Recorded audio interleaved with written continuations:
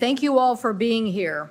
When Winter Storm Elliott hit, U.S. travelers experienced an airline debacle of enormous proportions. While bad weather can happen and is expected, and many airlines recovered quickly, Southwest stood out on its scope of the problems it faced. Over 2 million Southwest passengers suffered consequences, separated from family and friends, not to mention their luggage, and hundreds of thousands of people stranded at airports across the country. We know that many of them had no clear instructions about what to do next. For example, I heard from many of my constituents in the state of Washington about these issues. I heard from a coach of Rainier High School basketball team in Seattle. He and his wife went through a tremendous ordeal. It's very important that we understand that consumers do like Southwest Airlines' point-to-point service. They like that the airline does have many benefits, and they like the friendly flight that they get from their pilots and many of their workers. But Coach Bethia and his wife and traveling party of more than 24 players and parents traveled to Las Vegas on Southwest for a holiday basketball tournament. They were scheduled to fly back to Seattle on December 23rd, but Southwest canceled the flight. When Coach Bethia and his wife contacted Southwest, they were basically told, "You're on your own." And they were on their own, all of them.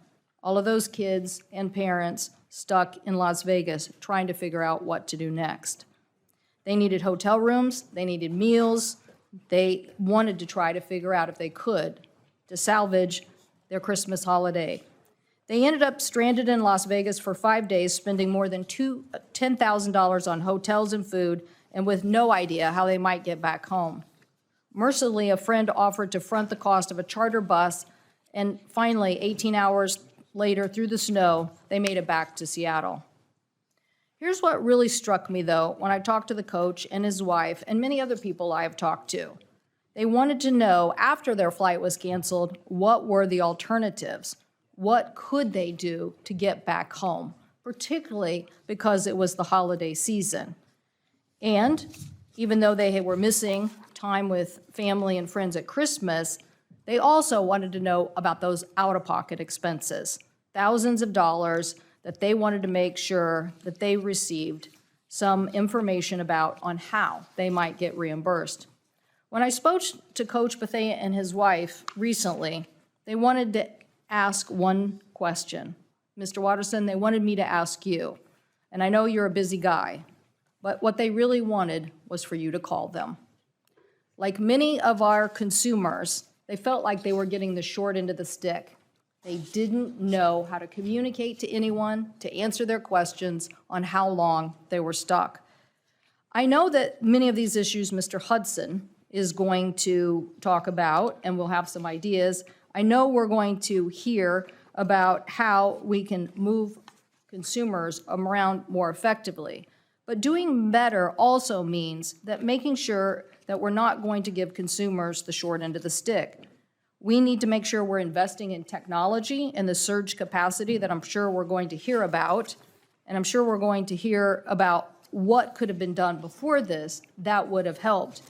We're always going to have these weather events, and some of us believe they're going to become more severe. But what we want is to have a system that is ready to address that and to talk about the alternatives. Captain Murray, president of the Southwest Airline Pilots Association, will tell us for years there was warnings of the need to modernize the IT system that was dated. I hope Mr. Watterson can explain why those warnings went unheard. From mandatory overtime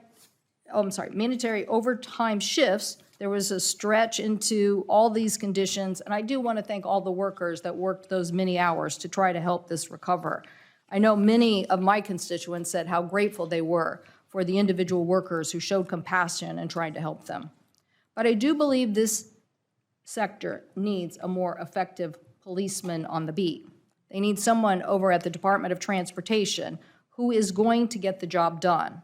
When we need to make sure that consumers are consulted, that their reimbursement fees aren't continually being held up, or as the president said the other night, making sure that children get the access to seat next to their parents. I know that these things seem like very basic consumer issues, but somehow they have been taken for granted. And I think that this incident shows us that we have to get serious about this. Our committee has the opportunity to implement change, resiliency in an air transportation system that every member of this committee values. We value it and we want to grow it, but we can't do it on the backs of consumers. So Mr. Watterson, if you will call my constituent, I will feel better that you will be hearing the real voices of consumers directly. Thank you. Senator Cruz.